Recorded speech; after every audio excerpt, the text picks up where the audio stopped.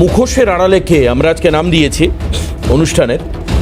তিনটে বিষয় আপনাদের সামনে উল্লেখ করব, তিনটে ইস্যু যেগুলো আপনাদের মাথায় রাখতে হবে, রেখে আজকের অনুষ্ঠানে আমাদের সঙ্গে থাকতে হবে। সোশ্যাল মিডিয়াতে আপনারা কমেন্ট করতে পারেন, এই অনুষ্ঠান শেয়ার করতে পারেন। তিনটে বিষয়। এক হচ্ছে অভিষেক বন্দ্যোপাধ্যায়ের এক্স হ্যান্ডেলে পোস্ট।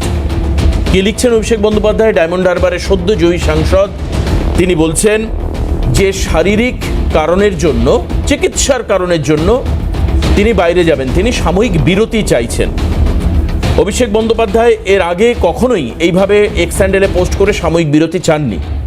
পাশাপাশি তিনি সরকারকে বেশ কিছু অ্যাডভাইস দিয়েছেন। ঠিক যেরকম আপনাদের মনে থাকতে পারে বার্ধক্য ভাতার ক্ষেত্রে অভিষেক বন্দ্যোপাধ্যায়ের পদক্ষেপ, যেভাবে আপনাদের মনে থাকতে পারে ডায়মন্ড হারবার মডেল, ঠিক তেমনিভাবেই আজকে রাজ্য সরকারকে কিছু সুনির্দিষ্ট আমি বলবো পদক্ষেপ নেবেন রাজ্য সরকার, সেরকমটা ইঙ্গিত। এবং গত বছর অভিষেক বন্দ্যোপাধ্যায় উল্লেখ করেছেন যে গত বছর এই সময়ে তিনি একেবারে কোচবিহার থেকে কাকদ্বীপ পর্যন্ত নবজোয়ার যাত্রা করেছিলেন। সেই নবজোয়ার যাত্রায় বেশ কিছু প্রতিশ্রুতি তিনি দিয়েছিলেন, সেগুলো তিনি পূরণ করবার জন্য সরকারকে অনুরোধ করবেন। আমরা দেখেছি যে অভিষেক মডেল পরবর্তীকালে সরকার অনেক ক্ষেত্রে অ্যাকসেপ্ট করেছে, যদিও তিনি পশ্চিমবঙ্গ রাজ্য সরকারের কেউ নন। প্রথম আমরা আমাদের প্রতিবেদন দেখাবো আপনাদেরকে।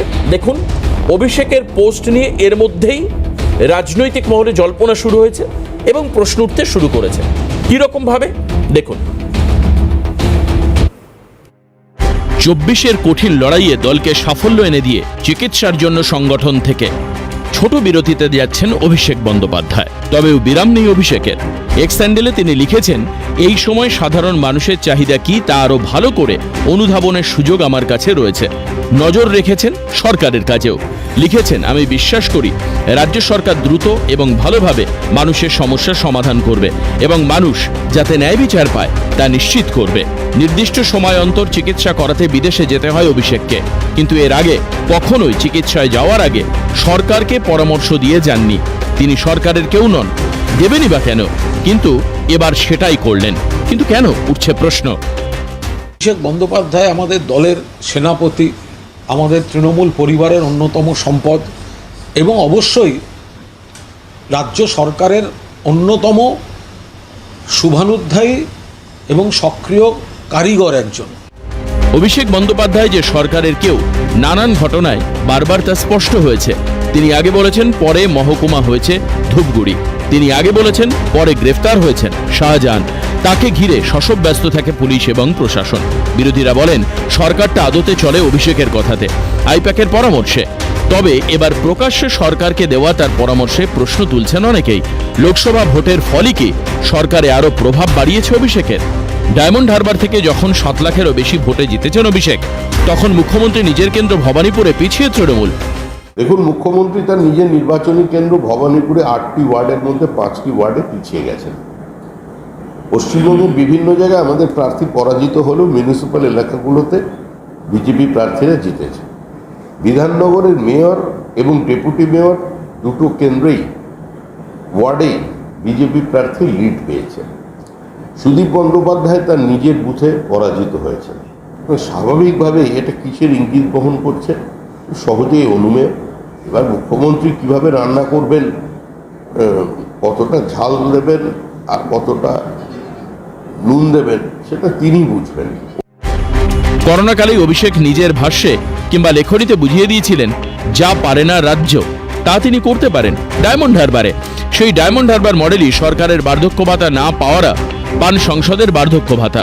সেই মডেলে ঠাঁই নেই সৌগত রায়, সুদীপ বন্দ্যোপাধ্যায়, গুরুত্ব শওকত মোল্লাদের। সরকারের কাজেও কি খেদ আছে অভিষেকের? নবান্নের অন্দরেও কি রয়েছে সরকার বিরোধীদের বাস? তাই কিছু সচিবের উপরে অসন্তুষ্ট মুখ্যমন্ত্রী, যার কথা ছাড়া পাতা নড়ে না দলে কিংবা সরকারে। তারই নবান্ন থেকে ফাঁস হয় নানা তথ্য। প্রশাসনে মমতা বন্দ্যোপাধ্যায়ের পূর্ণ নিয়ন্ত্রণ নিয়ে কি সংশয় আছে অভিষেকের?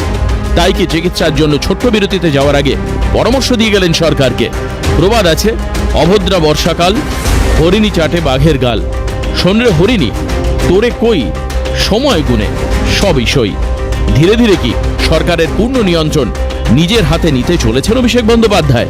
সেই পথেই কি গতি মমতা বন্দ্যোপাধ্যায়ের? তারই কি ইঙ্গিত অভিষেকের বুধবারের এক্স হ্যান্ডেলে? ক্যালকাটা নিউজ। সরকারের প্রতি অসন্তুষ্ট নাকি অন্য কিছু, এটা তো ব্যাখ্যায় উঠে আসবে যে হঠাৎ করেই পোস্ট করা এবং তার পরবর্তী সময়ে তার বিদেশ যাত্রার জন্য সাময়িক বিরতি। আর পাশাপাশি এই অভিষেক বন্দ্যোপাধ্যায়ের প্রসঙ্গেই লিপস অ্যান্ড বাউন্সের প্রসঙ্গটা পাশাপাশি থাকবে, তার কারণ ঠিক এই সময় এক্স হ্যান্ডেলে পোস্ট হলো যখন কোর্টে লিপস অ্যান্ড বাউন্সের নাম আবার উঠে আসলো। এবং কেন আমি অভিষেক বন্দ্যোপাধ্যায়ের সঙ্গে জায়গাটা সম্পৃক্ত করছি আপনারা সবাই জানেন, এক্ষেত্রে কোনো সংশয় নেই, চিফ এক্সিকিউটিভ অফিসার সিইও এই লিপস অ্যান্ড বাউন্সের অভিষেক বন্দ্যোপাধ্যায়। তো সেই কারণের জন্য তার একটা মোরাল একটা রেসপন্সিবিলিটি থাকে। এখন মোডাস অপারেন্ডি কি বা তার উপরে ভিত্তি করে কি আলোচনা করা যায়, এই আমরা বিষয়ে আসছি। আমরা মূলত আলোচনায় আনতে চাইব যে নিয়োগ দুর্নীতি, দেখুন ভোটে জয় পরাজয়ের সঙ্গে নিয়োগ দুর্নীতি হয়নি বা হয়েছে তার কোনো সম্পর্ক নেই, কোনো সম্পর্ক নেই। নিয়োগের ক্ষেত্রে যে ত্রুটি বিচ্যুতিগুলো ক্রমাগত সামনে উঠে এসছে, একটা জিনিস পরিষ্কার, আমি আজকে খুব ভালো লাগছে আমার সঙ্গে ফিরদৌস সাহেব রয়েছেন, ফিরদৌস তামিম আইনজীবী। এই ফিরদৌস সাহেবকে আমি কোট করেই বলবো যে দীর্ঘদিন ধরে রাজ্যের কাছে রিপোর্ট তলব করছে কলকাতা হাইকোর্ট, তিনবার রিপোর্ট চাওয়ার পরেও রাজ্য সরকার রিপোর্টই দেয়নি হাইকোর্টে নিয়োগ সংক্রান্ত দুর্নীতি প্রাথমিকের বিষয়ে। কেন এই ডিলে, কেন এই ডিলেমা, কেন দেরি করছে রাজ্য সরকার, এই নিয়ে প্রশ্ন উঠবে।